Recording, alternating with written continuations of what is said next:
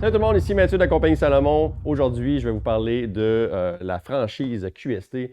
Ça fait quand même quelques années que vous la connaissez. On va se remémoriser quelques petits points sur cette magnifique collection qui est la série QST. Personnellement, ça fait depuis le tout début que je skie pratiquement que sur du QST.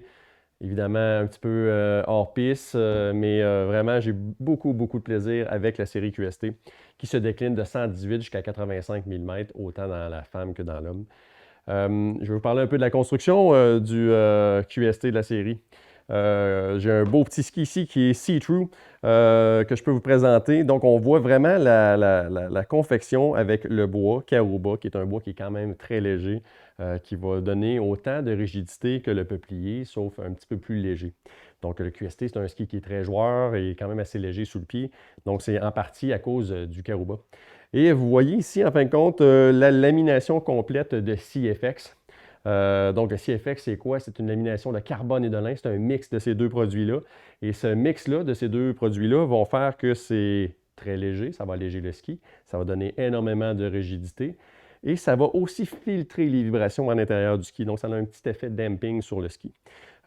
Tout dépendant du ski, vous allez voir, évidemment, on ne peut pas les ouvrir tous, mais des fois, le carbone va être un petit peu différent à l'intérieur du ski, donc vraiment pour les différents types de rigidité et de largeur qu'on a à travers la ligne. Mais somme toute, c'est la construction du ski. Vous allez voir aussi qu'en spatule, on a changé versus les premières éditions du QST, qu'on est passé en fin de compte d'un petit alvéole abeillé à un cork, donc un liège à l'intérieur du ski. On n'a pas ajouté de poids, sauf qu'on filtre évidemment beaucoup plus de vibrations que d'avoir juste un petit alvéole d'abeille. Donc le cork ici à l'intérieur, le liège mixé avec le CFX qui va vraiment jusqu'au bout de la spatule, ça fait que le ski, lui, n'est pas trop flacoteux sur la neige. Super de ski, super le fun et qui va tout le temps garder un bon contact à travers la neige. Maintenant, on peut parler un peu de rockers, différents types de rockers qu'on va retrouver à travers la ligne. Le 118, c'est un twin rocker, donc vraiment un petit côté banane, mais toujours avec une légère cambrure sous le ski pour quand on arrive sur du damé. C'est un ski qui est quand même le fun à skier. Le 118, très joueur, très facile. Moi, je l'appelle mon snowblade géant parce que c'est un ski qui est vraiment facile à faire pivoter. Le 106, qui est un de mes armes de prédilection, monté avec une Shift Binding MNC. Depuis quelques années, depuis le lancement de la Shift, c'est un peu mon ski que je vais utiliser souvent, juste en arrière de chez nous à Stoneham, monter dans le bois une ou deux fois par semaine. C'est un ski qui est super le fun dans la neige, mais c'est un ski que quand on a fait le lancement de la série QST il y a quelques années, je me suis retrouvé dans une piste assez pentue avec un 186 cm de grandeur.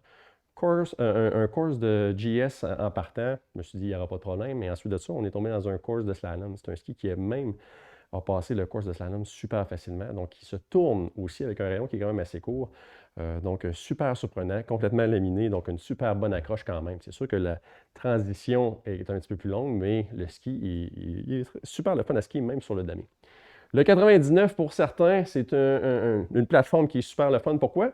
Parce que pour le Québec, 99 au patin, on peut autant le prendre dans la neige que de le mettre sur le damé. Et on n'aura pas trop cette sensation qui est très lente au niveau de la mise à corps. Donc, c'est un ski, évidemment, qu'on vend énormément, le 99 et le Lumen, QST Lumen chez la femme. Ensuite de ça, le 92, le LOX et le 92 dans l'homme. Il y a quelques années, je me souviens, certains testeurs sur neige avaient été un peu surpris de ce ski-là. Pourquoi? Parce que c'est un ski quand même qui a une bonne scoop en avant, qui a l'air vraiment d'un ski de neige, sauf que sur le damé, il n'en revenait tout simplement pas. S'il avait pu y donner 11 sur 10, je crois qu'il l'aurait fait. C'est un ski que même sur du damé, a un rayon qui est quand même super le fun. Mais une petite bordée de neige ou un petit aller jouer sur le bord de piste, c'est vraiment le ski parfait. Bref, pour le Québec, un ski qui peut faire vraiment un ski tout-terrain pour toutes les conditions, le QST 92. Le 85, tant qu'à lui, une plateforme un petit peu plus large.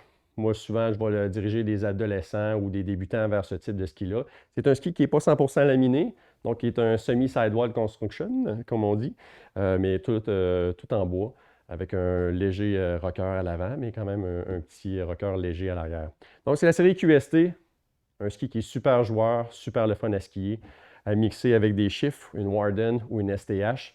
Bref, vous pouvez vous amuser longtemps avec la série QST. Bonne saison à tous.